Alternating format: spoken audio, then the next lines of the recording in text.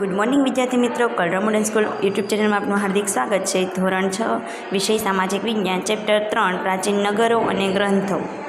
મિત્રો આગળના ચેપ્ટરમાં આપણે શું જોયું હતું તો કે આગળના ચેપ્ટરમાં આપણે ઇતિહાસ વિશે માહિતી મેળવી હતી। આપણે જોયું હતું કે ઇતિહાસની આપણે શું જરૂર છે, એના પછી આપણે જોયું કે આદિમાનવ કેવું જીવન જીવતો હતો એવું બધું જોયું। હવે આપણે શું જોવાનું છે, આપણે જે પ્રાચીન જૂના નગરો હતા એની જે રચના કેવી હતી, નગરો કેવા હતા, એ લોકો કેવું જીવન જીવતા હતા, કેવી ભાષાનો ઉપયોગ કરતા હતા, આ બધી વસ્તુની માહિતી આપણે આ ચેપ્ટરમાં મેળવવાની છે। તમારું ધોરણ 6 નું જે ચેપ્ટર છે પ્રાચીન નગરો અને ગ્રંથો, બરોબર છે। તો પ્રાચીન નગરો અને ગ્રંથો જે ચેપ્ટર છે એમાં આપણે પ્રાચીન નગરો વિશે માહિતી મેળવશું અને ગ્રંથો જૂના જે ગ્રંથો છે એના વિશે માહિતી મેળવશું। જોઈએ આપણે, તમે જો પેજ નંબર 11 પર, તમારી ચેપ્ટરમાં પેજ નંબર 11 પર જુઓ, આપણે અવારનવાર સંસ્કૃતિ અને સભ્યતા એવા બે શબ્દો સાંભળીએ છીએ। શું તમે તેનો અર્થ જાણો છો? સંસ્કૃતિ એ મનુષ્યની રહેણીકરણીની સાથે સંકળાયેલી બાબત છે।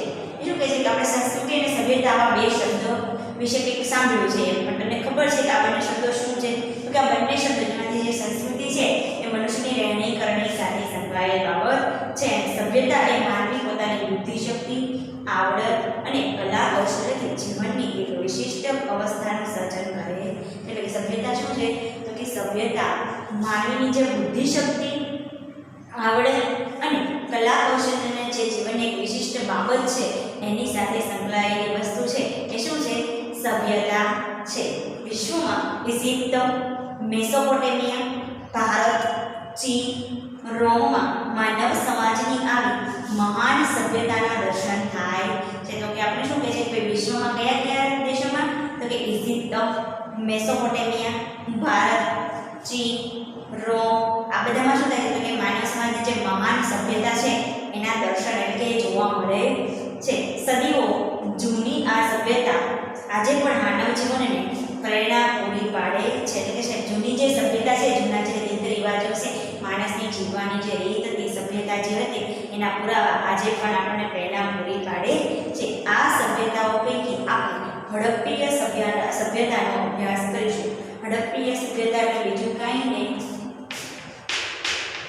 હડપ્પીય સભ્યતા એટલે બીજું કાંઈ નહીં પણ નાના પાઠમાં કીધું હતું સિંધુ ખીણની સંસ્કૃતિ, સિંધુ ખીણની સંસ્કૃતિ, બરોબર છે। હડપ્પીય સભ્યતા એટલે સિંધુ ખીણની સંસ્કૃતિની આપણે માહિતી મેળવવાની છે, કારણ કે સૌથી પ્રાચીન જગ્યા કે સિંધુ ખીણની સંસ્કૃતિ કે ત્યાંના લોકોની જે રહેવાની રીત હતી, જે રીત રિવાજો હતા એની માહિતી। હવે અહીંયા તમે જે નકશામાં અમુક સ્થળો આપ્યા છે એ શેના છે તો કે પુરાતન સ્થળો છે, પ્રાચીન જગ્યાઓના સ્થળો છે કે જ્યાંથી પ્રાચીન નગરો વિશે, પ્રાચીન લોકોના રહેવાની રીત રિવાજો વિશે આ બધી માહિતી છે આ નગરોમાંથી મળશે આપણને। અહીંયા જે આ નકશાની અંદર જે પ્રાચીન ગ્રંથો આપ્યા છે એ વસ્તુની આપણને માહિતી મળે છે। જોઈએ આપણે હડપ્પીય સભ્યતાને આપણે સિંધુ ખીણ સભ્યતા તરીકે પણ ઓળખીએ છીએ। એટલે શું કહે છે? હડપ્પીય સભ્યતાને આપણે સિંધુ ખીણની સંસ્કૃતિ એટલે સિંધુ ખીણની સભ્યતા વિશે પણ ઓળખીએ છીએ, બરોબર છે। ઈસવીસન 1921માં હડપ્પામાંથી આ સભ્યતાના સૌપ્રથમ અવશેષો મળ્યા। તમને પૂછવામાં આવે કે ભાઈ કયા ઈસવીસનમાં હડપ્પીય સભ્યતાના સૌપ્રથમ અવશેષો મળ્યા? તો કે 1921માં હડપ્પીય સભ્યતાના સૌપ્રથમ અવશેષો મળ્યા હતા। ભારતના ઉત્તર પશ્ચિમ ભાગમાં ફેલાયેલી સભ્યતાના અનેક સ્થળો, હવે જો આપણે કયા કયા સ્થળો નામ આપ્યા છે? હડપ્પા, મોહેંજો-દડો, લોથલ, ધોળાવીરા, કાલીબંગાન, ઢાકીગઢી વગેરે સમાવેશ થાય છે। અહીંયા આપણે થોડાક જ નામ આપ્યા છે કે ભાઈ આ જગ્યાએથી છે હડપ્પીય સભ્યતાના પુરાવા મળ્યા છે। નકશામાં હડપ્પીય સભ્યતાના સ્થળો દર્શાવ્યા છે તે જુઓ। હવે એમાંના કેટલાક મુખ્ય નગરો અને નગરરચના છે એની આપણે માહિતી મેળવીએ, જે તમને હું અહીંયા એક વિડીયો મૂકું છું એમાં તમને જાણવા મળશે। आज हम जो जिंदगी जी रहे हैं इससे बेहतर और सभ्य जिंदगी तो हजारों साल पहले मोहनजोदड़ो के लोग जिया करते थे, जो आज से लगभग 4600 साल पहले मिट्टी में दफन हो चुके हैं। आज मैं आपको मोहनजोदड़ो के बारे में बताऊंगा। हाय दोस्तों, मैं सूरज आप सभी का स्वागत करता हूं मिस्टीरियस हिंदी में।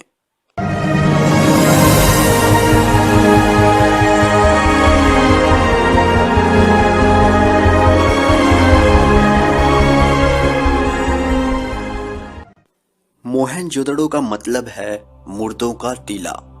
दक्षिण एशिया में बसे इस शहर को सबसे पुराना शहर माना जाता है। इतने साल पहले बने इस शहर को इतने व्यवस्थित ढंग से बनाया गया है कि जिसकी कल्पना भी हम नहीं कर सकते हैं।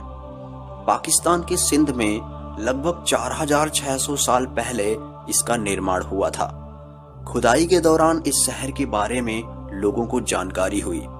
इसमें बड़ी बड़ी इमारतें, जलकुंड, मजबूत दीवार वाले घर, सुंदर चित्रकारियां, मिट्टी व धातु के बने बर्तन, मुद्राएं, मूर्तियां, ईंट, तरासे हुए पत्थर और भी बहुत सी चीजें मिली, जिससे ये पता चलता है कि यह एक व्यवस्थित शहर बना हुआ था। जैसे हम आज रहते हैं वैसे ही वे लोग भी घरों में रहते थे, खेती किया करते थे। मिट्टी के नीचे दबे इस रहस्य को जानने के लिए बहुत से लोग उत्साहित हैं और इस पर कई बार खुदाई का काम शुरू भी हुआ और बंद भी हुआ है। कहा जाए तो अभी तक सिर्फ 1/3 भाग की ही खुदाई हो पाई है। यह शहर 200 हेक्टेयर क्षेत्र में बसा हुआ है। इस प्राचीन सभ्यता के लिए पाकिस्तान को एक नेशनल आइकन माना जाता है। सन 1856 में एक अंग्रेज इंजीनियर रेल रोड बनाते समय इस प्राचीन सभ्यता को खोज निकाला था। रेलवे ट्रैक बनाने के लिए ये इंजीनियर पत्थरों की तलाश कर रहा था जिससे वो गिट्टी बना सके। यहाँ उन्हें बहुत मजबूत और पुराने ईंट मिली जो बिल्कुल आज की ईंट की तरह बनी हुई थी। वहां के एक आदमी ने बताया कि सबके घर इन्हीं ईंटों से बने हैं जो उन्हें खुदाई में मिलते हैं। तब इंजीनियर समझ गया कि ये जगह किसी प्राचीन शहर के इतिहास से जुड़ी है। इस इंजीनियर को सबसे पहले सिंधु नदी के पास बसे इस सबसे पुरानी सभ्यता के बारे में पता चला था। सिंधु नदी के पास होने के कारण इस स्थान को सिंधु घाटी की सभ्यता कहा गया। इस प्राचीन सभ्यता के समय एक और प्राचीन सभ्यता भी थी जो इजिप्ट, ग्रीस में थी। ये बात पुरातत्ववेत्ताओं द्वारा कही गई है। सिंधु घाटी की सभ्यता लगभग 2600 ईसा पूर्व से 3000 ईसा पूर्व तक रही थी। इस प्राचीन सभ्यता में कुछ अर्बन सेंटर थे जैसे मोहनजोदड़ो, हड़प्पा, लोथल, कालीबंगन, धोलावीरा, रखीगार्थी। मोहनजोदड़ो इन सब में सबसे अग्रिम शहर था। उस समय यह सबसे बड़ा व व्यवस्थित शहर माना जाता था, इसलिए पुरातात्विक ने इसकी सबसे पहले खोज शुरू की व इसके बारे में अधिक जानकारी इकट्ठी की। इसके बाद हड़प्पा ऐसा शहर था जो व्यवस्थित था व जिसको अग्रिम ढंग से बनाया गया था। मोहनजोदड़ो को देख ऐसा लगता है कि यह शहर किसी सफल सिविल इंजीनियर ने बनाया है, लेकिन इसे अर्बन कारीगर ने बनाया था। 1900 ईसा पूर्व में जब अचानक सिंधु सभ्यता का पतन हो गया तभी मोहनजोदड़ो भी मिट गया। इन शहरों में रहने वालों का तो पता नहीं, लेकिन इन्हें देख ऐसा लगता है कि पूरी प्लानिंग करके इनका निर्माण किया गया था।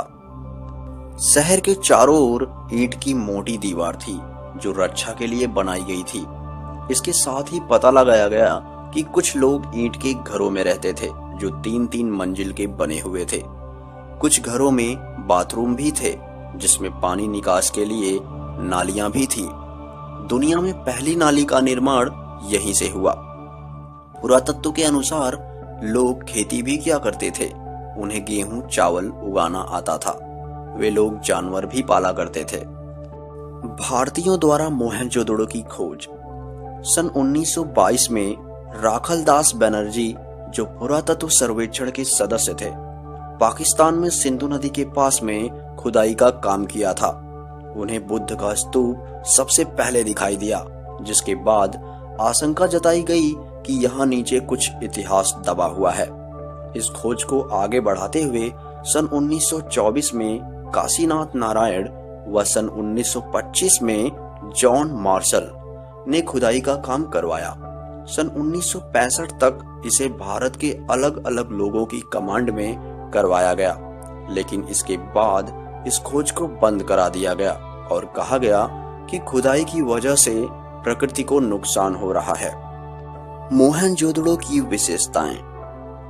खोज के दौरान पता चला था कि यहाँ के लोग गणित का भी ज्ञान रखते थे। इन्हें जोड़, घटाना, मापना सब आता था। जो ईंट उस समय अलग अलग शहर में उपयोग की गई थी, वे सब एक ही वजन व साइज की थी, जैसे मानो इसे एक ही सरकार के द्वारा बनवाया गया था। पुरातत्ववेत्ताओं के अनुसार सिंधु घाटी सभ्यता के लोग गाने बजाने, खेलने कूदने के भी शौकीन थे। उन्होंने कुछ म्यूजिक इंस्ट्रूमेंट, खिलौने भी खोज निकाले थे। वे लोग साफ सफाई पर ध्यान देते थे। पुरातत्ववेत्ताओं को कंघी, साबुन व दवाइयां भी मिली हैं। उन्होंने कंकालों के दांत का निरीक्षण भी किया था, जिससे यह पता चला था कि उनके नकली दांत भी लगे हुए थे। मतलब प्राचीन सभ्यता में डॉक्टर भी हुआ करते थे। खोजकर्ताओं ने बहुत से धातु के गहने व कॉटन के कपड़े भी खोज निकाले थे। ये गहने आज भी बहुत से संग्रहालय में रखे हुए हैं। इसके अलावा बहुत सी चित्रकारी, मूर्तियां, सिक्के, दिए, बर्तन, औजार भी मिले थे, जिन्हें देश विदेश के संग्रहालयों में रखा गया है। खोज में पता चला था कि ये लोग खेती भी किया करते थे। काले पड़ गए गेहूं के दाने आज भी संभाल कर रखे गए हैं। कुछ लिपिक भी मिले हैं, जिससे यह सिद्ध होता है कि इनको पढ़ना लिखना भी आता था। यहाँ के लोग सोने चांदी के गहने भी पहनते थे। कहते हैं प्राचीन सभ्यता में 50 लाख तक लोग रहते थे। भूचाल आया और सब तहस नहस कर दिया। कहते हैं इसी भूचाल के चलते मोहनजोदड़ो दब गया और भूकंप के बाद हिमालय पर्वत बन गया।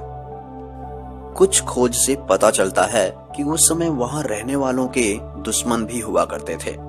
कुछ हमलावरों ने वहां हमला कर पूरे शहर को नष्ट कर दिया था। अभी पुरातत्व वाले और खोज में लगे हुए हैं।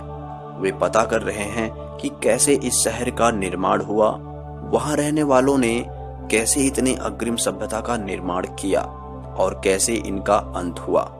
આજનું જે હોમવર્ક છે એ હું તમને સ્વાપોથીના ફોટા દ્વારા મોકલીશ, જે તમારે સ્વાપોથીમાં લખવાનું રહેશે।